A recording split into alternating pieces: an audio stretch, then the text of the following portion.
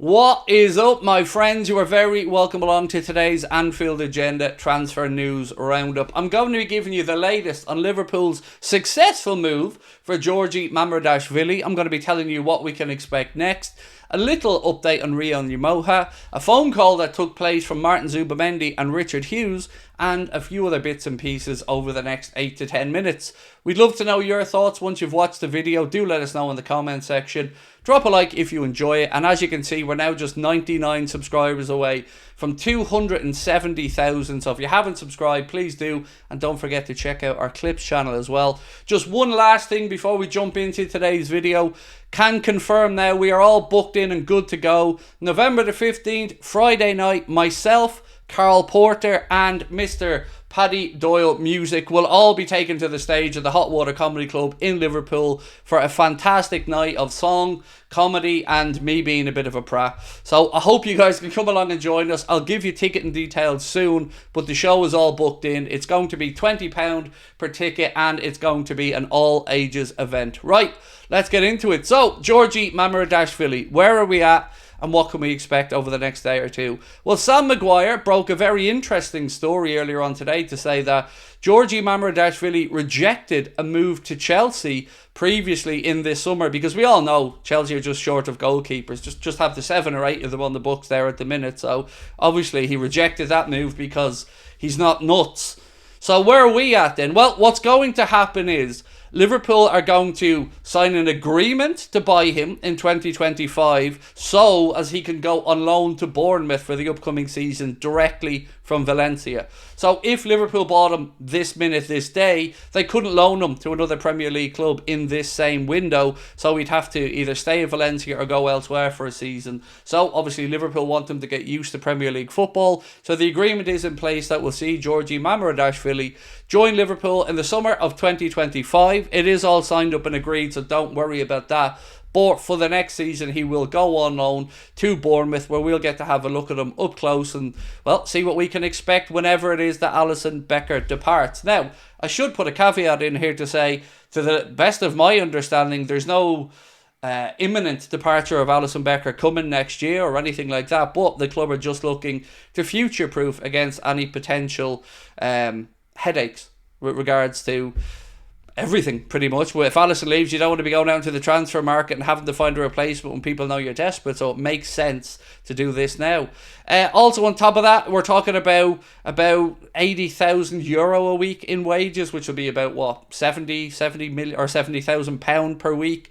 Fee is going to be about €30 million and €5 million in add-ons. So Liverpool have gone up a little bit from their initial bid, which was €30 million all in. So that €5 million in add-ons has been enough to tempt Valencia into accepting the deal. So that's a little bit of good news anyway. Now, I know what you're going to say, and I agree with you. It doesn't help us right now, does it? It doesn't really help us as we look ahead to this weekend start of the Premier League campaign and our game against Ipswich. But I'm sure you will take great solace, my friends, actually, let me just rewind a little bit.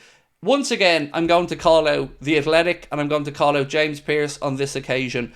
Want to caveat it by saying I really like James Pearce, but again yesterday we were taken for fools.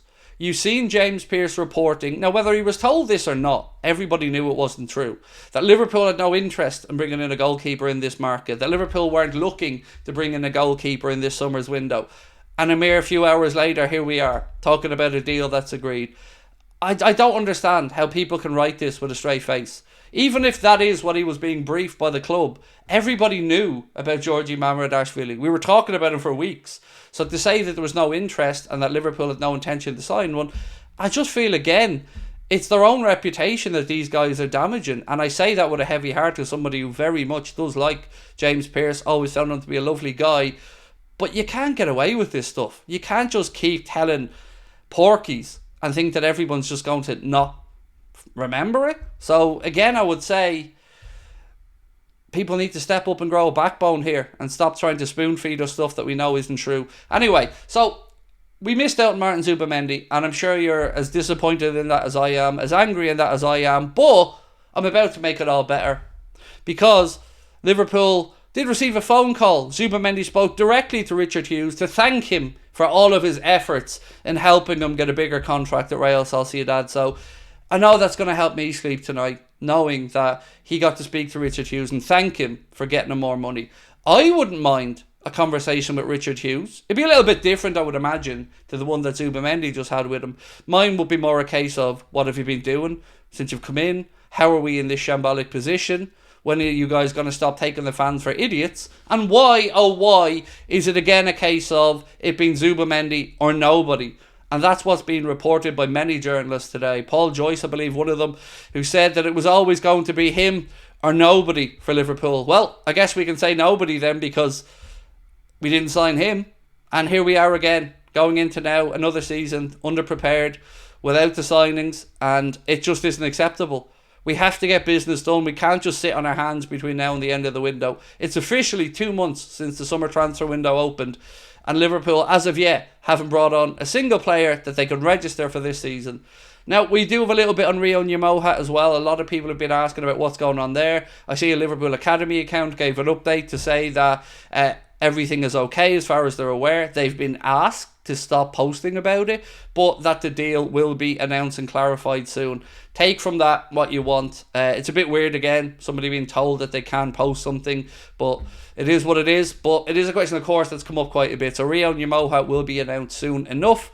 I do have a couple of bits I'm going to talk about on the late night agenda tonight with regards to the centre-back situation and maybe an attacker. So join us for that later on. But until then, one more rumour that I think we can at least address, and it comes from our friends at Anything Liverpool, have posted to say Maxim the Kuiper is being closely followed by Liverpool. Player has extended his contract with Club Brugge, but Liverpool continue to follow him closely. Best of my understanding, this guy is a left back, so adding to what David Lynch said to us yesterday, where he has a sneaky feeling that maybe that's an area we could strengthen if Liverpool move Costas on, so maybe keep an eye on this guy. And again, centre-back needs to be filled, needs to be sorted out. Trent, Virgil, Mo, you know it at this point. I don't need to keep repeating myself. I can also say, delighted to announce that David Lynch will be working with us for the upcoming campaign. David is going to join us at least once a week or after every match day to recap what we've seen, to tell us what it was like in and around the game, and to give us an update maybe on a few things that we may have not been able to catch on the TV.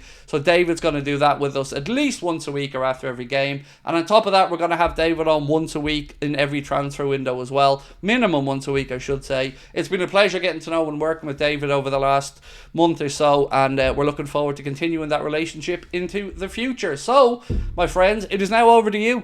Let me know your thoughts in the comment section. Please do drop a like on the video if you enjoy it, and don't forget to hit that subscribe button. Let's see if we can get that 270,000 subscribers in the bag tonight. I'll catch you at 8:45. Appreciate your support as always. The preview for the game against Ipswich, by the way, will be coming out on Friday morning, so do keep an eye out for that. I'll be recording it tomorrow.